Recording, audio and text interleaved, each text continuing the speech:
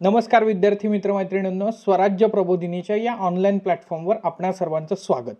विद्यार्थी मित्र मैत्रिणींनो, यापूर्वीच्या एका व्हिडिओ लेक्चरमध्ये आपण पर्यावरण आणि परिस्थितिकी या विषयाची स्ट्रॅटेजी जी आहे तर ती बघितलेली होती. आणि मग अभ्यासक्रमानंतरचा दुसरा मुद्दा येतो स्पर्धा परीक्षेमध्ये, तो म्हणजे प्रिव्हियस इयर क्वेश्चन पेपर ॲनालिसिसचा. आणि याच दृष्टिकोनातून पर्यावरण हा जरी ग्रुप बी आणि सीच्या मेन्ससाठी नवीन विषय असला तरी देखील या विषयाच्या बाबतीमध्ये पर्यावरणाचे PYQs आपल्याला अवेलेबल आहेत असं मी तेव्हाही सांगितलेलं होतं.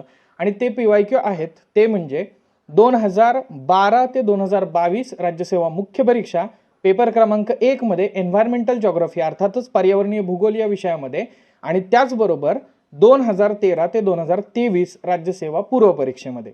सो याच दृष्टिकोनातून आपण स्वराज्य प्रबोधिनीच्या या प्लॅटफॉर्मवरती एक नवी सिरीज ही त्या ठिकाणी चालू करतोय. ज्या सिरीजचं त्या ठिकाणी नाव आहे ते म्हणजे कंबाईन ग्रुप बी एंड सी मुख्य परीक्षा 2023च्या अनुषंगाने पर्यावरणाची स्पेशल PYQs ॲनालिसिस सिरीज. आता ही जी काही स्पेशल PYQ ॲनालिसिस सिरीज जी आहे तर त्या स्पेशल PYQ ॲनालिसिस सिरीज मध्ये आपण गेल्या 10 वर्षातल्या राज्यसेवा पूर्व परीक्षा, राज्यसेवा मुख्य परीक्षा या परीक्षांमध्ये पर्यावरणावरती जे प्रश्न आलेले होते तर त्या प्रश्नांचं डिटेल स्वरूपात ॲनालिसिस करणार आहोत, जेणेकरून त्या ॲनालिसिसचा फायदा जो आहे तर तो आपल्याला आगामी कालखंडात होणाऱ्या कंबाईन ग्रुप बी आणि सी च्या मुख्य परीक्षेसाठी त्या ठिकाणी होऊ शकतो. हा एक वे आहे की पर्यावरणावरती कसे प्रश्न विचारले जाऊ शकतात याचा शोध घेण्याचा. आणि दुसरी गोष्ट, तुम्हीही हे मान्य कराल की बऱ्याचदा असं होतं की प्रिव्हियस इयर क्वेश्चन पेपर मधून प्रश्न जे आहेत तर ते रिपीट होतात, थोडेसे पर्याय रिस्ट्रक्चर करून म्हणा किंवा पर्यायाचं प्रश्नांमध्ये रूपांतर करून वगैरे म्हणा. तर मग त्याचा देखील फायदा जो आहे तर तो तुम्हाला या दृष्टिकोनातून होऊ शकतो. यासाठी ही स्पेशल PYQs ॲनालिसिस सिरीज पर्यावरणासाठी आपण आपल्या या प्लॅटफॉर्मवरती सुरू करत आहोत. सो बघा, पहिला प्रश्न 2023च्या राज्यसेवा पूर्व परीक्षेचा आपण ॲनालिसिस करतोय आणि त्यामध्ये पहिला प्रश्न या ठिकाणी आहे बघा, घातक कचरा मृदेमध्ये टाकल्यामुळं जैवविविधता कमी होते. आता याचं ॲनालिसिस करताना आपण फक्त उत्तर ह्याचं पर्याय क्रमांक 1 आहे, 2 आहे, 3 आहे, 4 आहे असं बघणार नाही. आपण बघत असताना इथं वेगवेगळ्या गोष्टी फोकस करणार आहोत. ते म्हणजे नेमकं प्रश्नाचा रोख काय आहे, त्याच्यानंतर उत्तरापर्यंत आपल्याला कसं पोहोचता येईल. बघा, घातक कचरा मृदेमध्ये टाकल्यामुळं जैवविविधता कमी होते. आता आपण आपल्या पहिल्या सेक्शन मध्ये पण बघतो की शिलावरणाचा जो वरचा भाग आहे तो खडक आणि मृदेमुळे व्यापलेला आहे आणि याच्यामध्ये अनेक सजीवांना अधिवास म्हणजेच निवारा म्हणजेच हॅबिटॅट प्रदान करण्याचं काम मृदा करते. आता घातक कचरा जेव्हा मृदेमध्ये टाकतो तेव्हा एक प्रकारे काय होतंय हो, मृदा प्रदूषण त्या ठिकाणी होतंय. आणि हे मृदा प्रदूषण जे आहे तर त्याच्यामुळं मृदेच्या जैविक, रासायनिक आणि भौतिक गुणधर्मांमध्ये बदल होतो, ज्याचा परिणाम एकंदरीतच मृदेमध्ये राहणाऱ्या सजीवांवरती आणि पर्यायानं जैवविविधतेवरती होतो. म्हणजे हे विधान बरोबर आहे का, तर 100% बरोबर आहे. नद्यांमध्ये वारंवार पूर येण्यामागे वृक्षतोड कारणीभूत आहे असं स्टेटमेंट त्या ठिकाणी दिलेलं आहे. आता नद्यांमध्ये वारंवार पूर येतोय तर याच्यामध्ये वृक्षतोड कारणीभूत आहे का, तर त्याचं एक लॉजिक, 2 लॉजिक आहेत बघा इथं. त्यातलं पहिलं लॉजिक जर का त्याचं विचारात घेतलं तर ते पहिलं लॉजिक असं आहे की बऱ्याचदा वृक्ष जे आहेत तर ते मृदेला त्या ठिकाणी धरून ठेवतात, त्याचबरोबर त्याच्यामुळं भूजल जे आहे तर त्याचं पर्क्युलेशन किंवा भूजल साठा जो आहे तर तो वाढण्यामध्ये मदत होत असते.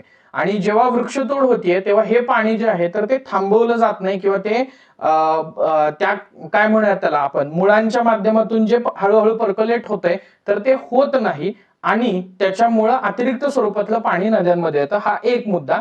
दुसरा मुद्दा, क्लायमेट चेंजच्या दृष्टिकोनातून विचार केला तर दिवसेंदिवस वृक्षतोड जी मोठ्या प्रमाणामध्ये होतीये तर त्याच्यामुळं अतिरिक्त स्वरूपातला CO2 जो आहे तर तो वातावरणामध्ये कॅप्चर करण्याची कॅपॅसिटी जी वृक्षांमध्ये असते तर ती कमी होते आणि त्यामुळे क्लायमेट चेंजचा इम्पॅक्ट जो आहे तर तो वाढतो आणि त्याच्यामुळं अनसिझनल रेनफॉल किंवा अवकाळी पाऊस जो आहे तर तो होतो आणि अशा वेळी देखील पूर परिस्थिती निर्माण होते. असं हे दुसरं थोडंसं लांबचं असलेलं लॉजिक याच्याबद्दल सांगितलं जातं, पण त्याच्यामुळं हे सेकंड स्टेटमेंट जे आहे तर ते देखील बरोबर आहे. फ्रान्सिस्को मेंडज यांना ऊर्जा क्षेत्रातील कार्यामुळे अमेझॉन गांधी म्हणून संबोधतात. आता इथं एक गोष्ट लक्षात घेण्याचा प्रयत्न करा, पर्यावरण आणि परिस्थितिकी या क्षेत्रामध्ये किंवा पर्यावरण संवर्धनासाठी करणाऱ्या क्षेत्रामध्ये काम करणाऱ्या व्यक्तींबद्दल आयोगाद्वारे नेहमीच प्रश्न विचारले जातात. आपल्याला स्टेटमेंट बेस्ड क्वेश्चन जरी नाही आले तरी सिंगल लाईनर क्वेश्चन मध्ये या बीटवरती प्रश्न वरच्या तिन्हीपैकी कुठल्याही मुद्द्यावरती या ठिकाणी विचारला जाऊ शकतो. आता फ्रान्सिस मेंडस सगळ्यांनी काय विचार केलेला होता की एकतर ह्यांना अमेझॉन गांधी म्हणत नसतील किंवा अमेझॉन गांधी हे कुणाला म्हटलं जातं हे इथं आयोगानं चुकवलेलं असेल. तर तसं नाहीये. आपण जर का या ठिकाणी विचार केला तर फ्रान्सिस्को मेंडस यांना अमेझॉन गांधी म्हणून निश्चितपणे संबोधलं जातं. त्यांनी वर्षावनांतील जीवसंहती किंवा वर्षावन जे आहेत तर त्याच्यासाठी एक उल्लेखनीय काम केलेलं होतं. वर्षावनातील जीवसंहती कुठे आढळते तर पृथ्वीचा जर आपण विचार केला तर 0 डिग्री टू 10 डिग्री अक्षवृत्तादरम्यान उत्तर आणि दक्षिण गोलार्धात म्हणजे नॉर्थ आणि साऊथ अशा पद्धतीनं या एक्सटेंट मध्ये आपल्याला वर्षावनांतील जीवसंहती किंवा सिम्पली अमेझॉन फॉरेस्ट आढळतं. मग त्या अमेझॉनच्या जंगलांमध्ये त्यांनी वनसंवर्धनासाठी केलेल्या कार्याबद्दल त्यांना अमेझॉन गांधी असं ओळखलं जातं. गांधीवादी दृष्टिकोनातून अत्यंत शांततामय मार्गाने त्यांनी प्रोटेस्ट करण्याचा प्रयत्न केला. त्यांची हत्या करण्यात आलेली होती. सो याचा जर विचार केला तर अ आणि ब ही दोन विधानं जी आहेत तर ती या ठिकाणी बरोबर आहेत. सो पर्याय क्रमांक 3 हे या प्रश्नाचं अचूक उत्तर आहे. नेक्स्ट आहे मातीतील नायट्रोजन खत जीवाणूद्वारे तोडल्यास डॅश मुक्त होतो. खाली ऑप्शन आहेत nitrogen dioxide, nitrogen oxide, nitrogen trioxide आणि नायट्रोजन N2. आता हा जर का प्रश्न थोडासा नीट ऑब्झर्व करण्याचा प्रयत्न केला तर हा प्रश्न विचारलेला आहे नायट्रोजन चक्राबद्दल. नायट्रोजन चक्र किंवा नायट्रोजन सायकल जे आहे तर ते आपण कसं बघू शकतो. बऱ्याचदा तुम्ही विज्ञानामध्ये पण ते बघितलेलं असेल तर मुक्त स्वरूपात आढळणारा जो नायट्रोजन आहे तर तो नायट्रोजन सहजासहजी शोषला जात नाही. तर त्याच्यासाठी काय केलं जातंय नत्र स्थिरीकरण केलं जाते. मग नत्र स्थिरीकरण कुणाद्वारे केलं जाते नायट्रोजन फिक्सेशन करणारे नत्र स्थिरीकरण करणारे जे बॅक्टेरिया आहेत तर त्यांच्याद्वारे नायट्रोजन फिक्सेशन जे आहे तर ते केलं जात आहे. मग याच्यामध्ये अमोनियाचं रूपांतर जे आहे तर ते नायट्राइट आणि नायट्रेट मध्ये केलं जातं. मग यासाठी दोन जीवाणू लक्षात घ्या. नायट्रोसोमोनास जीवाणू जे आहेत तर ते अमोनियाचं रूपांतर नायट्राइट मध्ये करतात आणि नायट्रोबॅक्टर जीवाणू जे आहेत तर ते नायट्राइटचं रूपांतर नायट्रेट मध्ये म्हणजेच NO3- ग्रुप तर त्याच्यामध्ये करतात. आणि मग म्हणून या प्रोसेसमध्ये पर्याय क्रमांक 3 हे याचा अचूक उत्तर येईल. पुढे जाऊयात. ओझोन संदर्भात खालीलपैकी कोणती विधाने बरोबर आहेत असं विचारलेलं आहे. ओझोनला पृथ्वीचे संरक्षण कवच असे म्हणतात. अगदी बरोबर आहे. का तर सूर्याकडून येणाऱ्या अतिनील किरणांपासून सजीव सृष्टीचं संरक्षण करण्याचं काम ओझोन वायूचा थर करतो. हा कुठे असतो 12 ते 35 किलोमीटर अंतरावरती स्थितांबरामध्ये त्या ठिकाणी असतो. तपांबरानंतर जस्ट स्थितांबर चालू होत आहे साधारणतः 13 किलोमीटर पासून ते 50 किलोमीटर उंचीपर्यंत. तर त्या स्थितांबराच्या खालच्या भागामध्ये 12 ते 35 किलोमीटर अंतरावरती हा ओझोन वायूचा थर आढळतो. सो तो एक सुरक्षा कवच तयार करतो. का तर अल्ट्राव्हायोलेट रेज शोषून घेतो आणि सजीवांचं संरक्षण करतो. 1985 मध्ये ओझोन थराला छिद्र पडल्याचे स्पष्ट झाले. अगदी बरोबर आहे. 1979 मध्ये त्याच्याबद्दल रिसर्च जो आहे तर तो त्या ठिकाणी चालू झालेला होता. 16 सप्टेंबर हा दिवस जागतिक ओझोन दिवस म्हणून साजरा केला जातो. आता हा प्रश्न विसरा. तुम्हाला ओझोनला छिद्र पडल्याचं कधी स्पष्ट झालं असा प्रश्न विचारला जाऊ शकतो. खालीलपैकी कोणता दिवस हा जागतिक ओझोन दिन म्हणून साजरा केला जातो असाही प्रश्न विचारला जाऊ शकतो. सो लक्षात घ्या 16 सप्टेंबर मॉन्ट्रियल प्रोटोकॉल जो आहे तर तो याच्याशी संबंधित आहे. ओझोन अवक्षयासाठी कारणीभूत ठरणारे जे वेगवेगळे घटक आहेत तर त्यांना बॅन करण्याशी संबंधित आहे.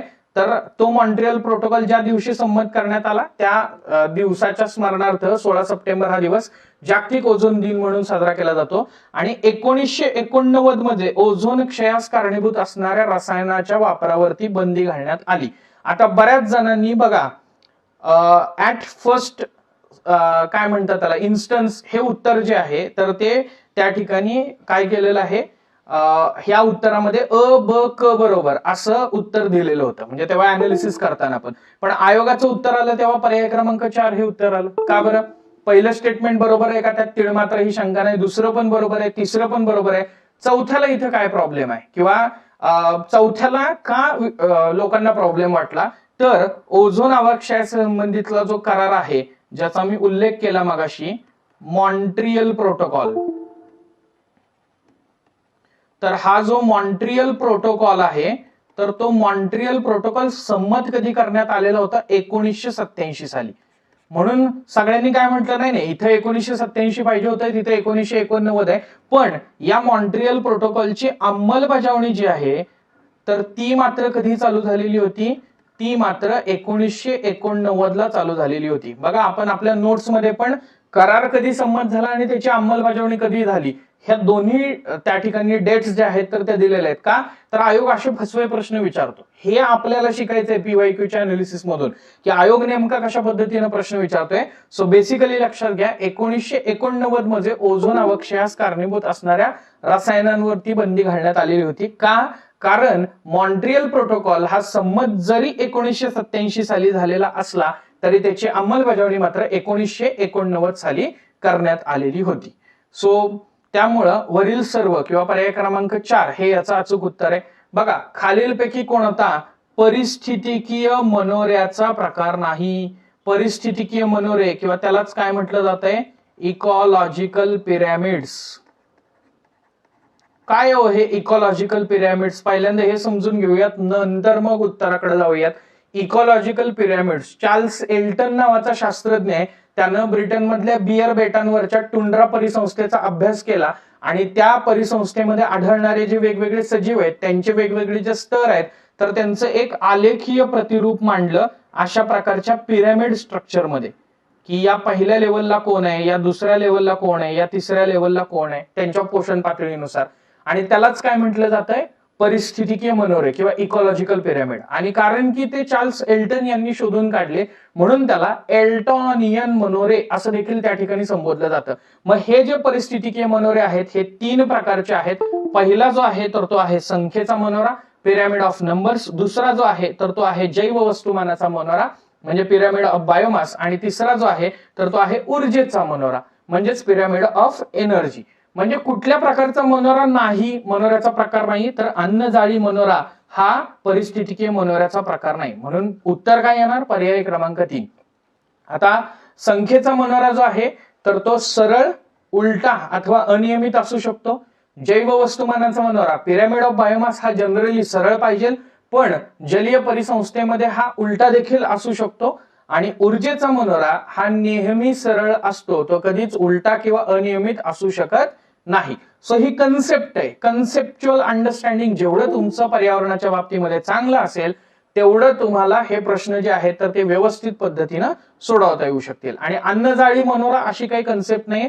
अन्नजाळ किंवा ज्याला आपण फूड वेब म्हणतो तर ते कशामुळे निर्माण होते? तर प्रत्येक पोषण पातळीवरती इथं वेगवेगळ्या सजीवांचं जे वैविध्य आढळतंय त्यामुळं आपली अन्नाची गरज भागवण्यासाठी एखादा सजीव हा फक्त एकाच गोष्टीवरती अवलंबून राहतोय अशातला भाग नाही, तर वेगवेगळ्या म्हणजे प्रत्येक पोषण पातळीवरती त्याला मल्टिपल फीडिंग ऑप्शन्स जे आहेत तर ते अवेलेबल होतात. आणि त्यामुळं अन्न साखळी जी आहे तर ती जेव्हा गुंतागुंतीची बनते तेव्हा आपण त्याला अन्न जाळ असं त्या ठिकाणी संबोधतो. पण त्याचा मनोरा वगैरे असा काही परिस्थितिकीय मनोऱ्याचा प्रकार नाही. त्याच्यानंतर बघा क्वेश्चन नंबर 5. काही प्रजाती नष्ट झाल्या तर पर्यावरणावरती गंभीर परिणाम करतात त्यांना काय म्हणतात? निळा दगड, लाल दगड, पिवळा दगड का कीस्टोन? आता याचं स्ट्रेट फॉरवर्ड उत्तर आहे कीस्टोन, कारण त्यांनी बाकीचे ऑप्शन जे आहेत तर ते इतके वीक दिलेले होते की तुम्हाला समजेलच. पण कीस्टोन प्रजाती, कुंजशिळा प्रजाती, या प्रजाती एखाद्या परिसंस्थेमध्ये संख्यात्मक दृष्टिकोनातून कमी प्रमाणात जरी असल्या तरी त्या प्रजाती ज्या आहेत तर त्या तिथल्या पर्यावरणावरती गंभीर परिणाम करतात जर त्या नष्ट झाल्या तर. आणि त्या दृष्टिकोनातून तिथं परिस्थितिकीय स्थैर्य किंवा इकॉलॉजिकल स्टॅबिलिटी जी आहे तर ते राखण्यासाठी या प्रजाती ज्या आहेत तर त्या महत्वाच्या ठरतात. म्हणून यांना कीस्टोन प्रजाती असं त्या ठिकाणी संबोधलं जातं. 1969 साली रॉबर्ट पेन या प्राणी शास्त्रज्ञानं कीस्टोन प्रजाती किंवा कुंजीशिळा प्रजाती नावाची संकल्पना जी आहे तर ती त्या ठिकाणी शोधून काढली. मग असं जर बघितलं तर वाघ हे कुंजीशिळा प्रजातीचं उदाहरण आहे. त्याचबरोबर सॅव्हाना गवताळ प्रदेशाचा जर आपण विचार केला तर तिथं हत्ती हे कुंजीशिळा प्रजातीचं उदाहरण म्हणून काम करतात. किंवा वायव्य पॅसिफिक महासागरामध्ये समुद्री पाण मांजर जे आहे तर ते त्या ठिकाणी कुंजीशिळा प्रजातीचं काम त्या ठिकाणी करताना दिसतात. सो या प्रजाती अशा प्रजाती आहेत की ज्यांची संख्या जर कमी झाली, ज्या जर का नष्ट झाल्या तर तिथलं परिस्थिती स्थैर्य धोक्यात येईल किंवा तिथल्या पर्यावरणावरती गंभीर परिणाम त्या ठिकाणी होईल. सो हे पण विचारलं जाऊ शकतं, शास्त्रज्ञ पण या ठिकाणी लक्षात ठेवा. त्यानंतर बघा, पर्यावरण म्हणजे सजीवांच्या किंवा जीवसमूहांच्या जीवन, वाढ, विकास आणि मृत्यूवर परिणाम करणारी सर्व परिस्थिती, तिची कारके आणि त्यांचा प्रभाव होय. ही पर्यावरणाची व्याख्या कोणी केली? खरं बघायला गेलं तर अशा प्रकारचा प्रश्न हा कधीच विचारला गेलेला नव्हता व्याख्येच्या बाबतीमध्ये. बऱ्याच जणांनी याचं उत्तर जे आहे तर ते A.G. टान्सले हे लिहिलं की ज्यांनी परिसंस्था नावाची संकल्पना जी आहे तर ती त्या ठिकाणी मांडलेली होती. सो पण ते उत्तर चुकीचं होतं. बरोबर उत्तर याचं आहे की विश्वकोश किंवा एनसायक्लोपीडियानं एन्व्हायरमेंटची ही व्याख्या जी आहे तर ती केलेली आहे. सो इथनं पुढे अशा व्याख्या ज्या आहेत तर त्या कोणाच्या आहेत असा देखील प्रश्न मे बी विचारला जाऊ शकतो. याच्या आदल्या वर्षीच्या राज्यसेवेमध्ये पण अशा व्याख्यांवरती प्रश्न आलेला होता, जो की आपल्या या स्पेशल PYQ अनालिसिस सिरीज मध्ये कम्प्लीट होऊनच जाईल. सो तो पण आपण बघूयात नंतरच्या टप्प्यामध्ये. आणि या परीक्षेमध्ये जो 7वा प्रश्न आलेला होता किंवा एकूण 7 प्रश्न होते त्यातला शेवटचा प्रश्न आहे UN COP15. आता ह्या कॉन्फरन्स ऑफ पार्टीमध्ये घोळ बराच आहे बघा. म्हणजे तुम्ही म्हणाल की ती एक ग्लासगोला झालेली ती वेगळीच होती, ती वेगळ्याच क्रमांकाची होती, मग ही कुठली आहे? तर ही जी आहे कन्व्हेन्शन ऑन बायोलॉजिकल डायव्हर्सिटी किंवा जैवविविधता करार जो आहे तर त्याच्या अंतर्गत कॉन्फरन्स ऑफ पार्टीची जी बैठक झाली 15वी. आता ही कधी झालेली होती तर 7 ते 19 डिसेंबर 2022 दरम्यान ही परिषद पार पडलेली होती बघा. आणि त्या परिषदेबद्दल योग्य विधाने ओळखा अशा आशयाचा प्रश्न हा या ठिकाणी विचारलेला आपल्याला दिसतो. सो बघा इथं स्टेटमेंट काय, या परिषदेत जैवविविधता करारास मंजुरी देण्यात आली. आता जैवविविधता करार म्हणजे इथं ग्लोबल बायोडायव्हर्सिटी फ्रेमवर्क तर ते स्वीकारण्यात आलेलं आहे. ग्लोबल बायोडायव्हर्सिटी फ्रेमवर्क आपल्याला विचारलं जाऊ शकतं हे कधी स्वीकारण्यात आलं वगैरे. ठीक. सो या ग्लोबल बायोडायव्हर्सिटी फ्रेमवर्क नुसार काय 2030 पर्यंत 30% भूस्थित आणि जलीय अशा जैवविविधतेचं संरक्षण करणं हे याच्यामध्ये अंतर्भूत करण्यात आलेलं आहे. तो करार जो आहे किंवा हे फ्रेमवर्क जे आहे तर ते या कॉन्फरन्स ऑफ पार्टीच्या 2022 मध्ये घडलेला. बघा प्रश्न कसा करंट मधनं विचारला जातोय. आपण आधीच्या लेक्चरमध्ये पण बघितलेलं होतं की 3 प्रकारे आपल्याला अभ्यास करायचा आहे, कन्सेप्ट, फॅक्ट आणि करंट रिलेटेड टू एन्व्हायरमेंट. अशा पद्धतीने बघा जागतिक जैवविविधता करार हा अमेरिकेच्या अध्यक्षतेखाली करण्यात आला. हे विधान जे आहे तर ते सपशेल चुकीचं आहे, कारण हा युनायटेड नेशनच्या अंतर्गत करण्यात आलेला आहे. UN COP15 चे अध्यक्षपद चीनने भूषवले. बऱ्याच विद्यार्थ्यांना इथं कन्फ्युजन होतं का, कारण ही जी परिषद आहे तर ती परिषद मॉन्ट्रियल कॅनडा या ठिकाणी पार पडलेली होती. पण ही परिषद आधी पार पडणार होती चीनमध्ये, मग कोरोनामुळे ती पुढे ढकलायची चाललेली होती. मग शेवटी कॅनडामध्ये ती परिषद पार पडण्याविषयी चर्चा चालू झाली. कॅनडानं ते मान्य केलं, मग कॅनडामध्ये ती पार पडली. पण अध्यक्ष मात्र चीनच होता, हे लक्षात ठेवा. धोक्यात आलेल्या प्रजातींच्या संरक्षणासाठी, हवामान बदलाचे दुष्परिणाम घटवण्यासाठी प्रयत्न करण्याची गरज या करारामध्ये प्रतिपादित केलेली आहे का, तर येस, डेफिनेटली. मग याचा जर विचार केला तर पहिलं स्टेटमेंट अ बरोबर आहे, क बरोबर आहे आणि ड बरोबर आहे. सो याचा जर पर्याय बघितला तर पर्याय क्रमांक 4 आहे. आलं लक्षामध्ये.